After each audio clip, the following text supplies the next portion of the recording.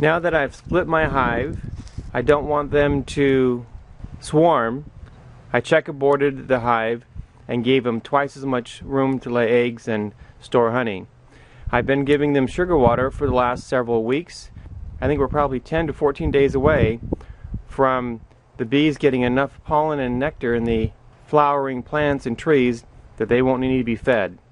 So to cut back on my costs on sugar and to keep them still active, I'm going to remove the feeders from the top of the hives, stop giving them sugar water. I'm going to scratch the honeycomb that has stored honey in it now, which will keep them busy moving the honey around in the hive, which will keep them stimulated. And I'm going to put on a new super, just in case, just so they have additional room, so when they start storing honey from the nectar from the blooming plants, that they'll have plenty of room. So I'm getting my boxes out of storage. I keep my boxes in bags, and inside these garbage bags I put some moth crystals in it. This is important, you get the right kind, so look for this kind of blue can.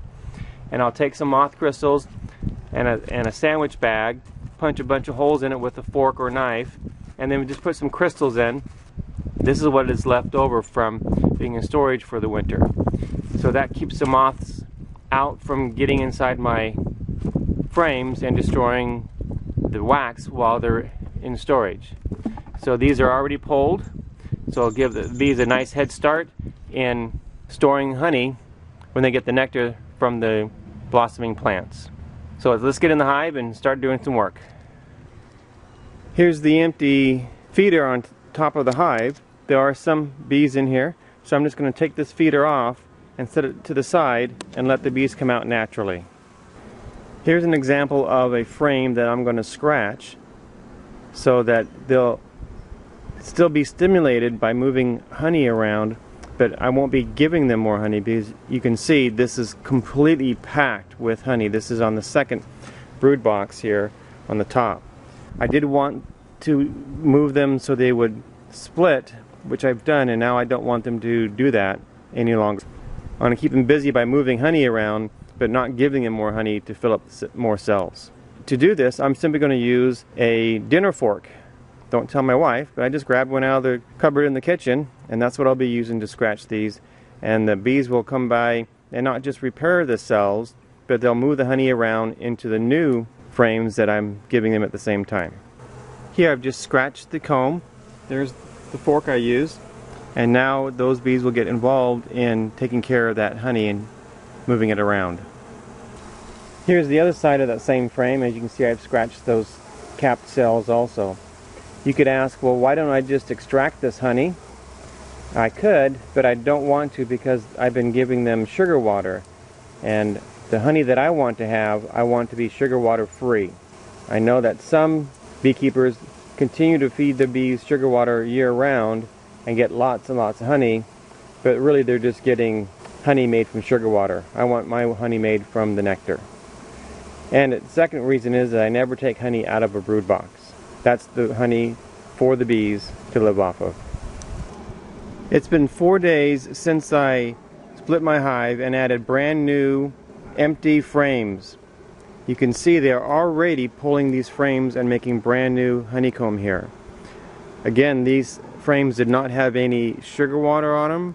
I did not put any wax on them, but you can see when the bees want to pull wax and to make cells for either storing honey or laying eggs, they'll do it.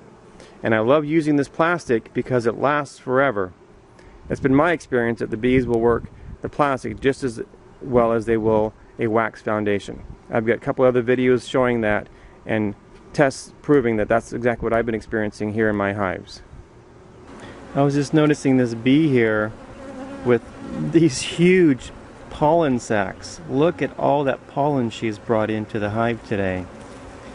And so this frame actually has a lot of pollen, honey, and eggs on it. There's some more bees with pollen sacs all through this hive here. This hive I got last year from Wendy and Kenny Reed. I have found that their bees are just the best I've ever come across. They just do a great job in production and health, keeping the hive clean, just all around good natured bees. Really enjoy the bees I get from beewild.com. Just wanted to show you an example of a queen who's doing her job very, very well. I swept all the bees off this side of the frame so you can see the very nice, clean, orderly pattern of this frame. You've got the cluster of worker bee larvae in the center with honey around it so they can feed the babies. And this is what it looked like before I swept the bees off. All the bees are down here working with the babies, feeding them, taking care of them. So very happy with this hive. This hive came from a split from another hive I had last year. They raised their own queen and she's done a beautiful job. This is frame number 5. It was right next to frame number 6, which I just showed you. This frame is covered from corner to corner with worker bee larvae. This queen is just doing an amazing job. I'm not going to disturb these bees, but you can see through the bees there that they are just all over this worker bee larvae here. I could not be happier with this queen.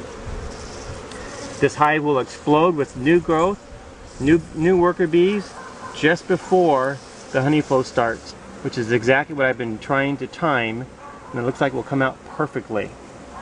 I showed in a previous video where I put this window screen on top of my top feeder so I could come out here without having to get dressed up and feed my bees.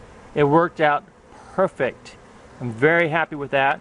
Now that I'm done with the top feeder for the year, I'm taking my hive tool, just coming out and going underneath each of these little staples I put in here, and it just takes the staples out really easily, just like that.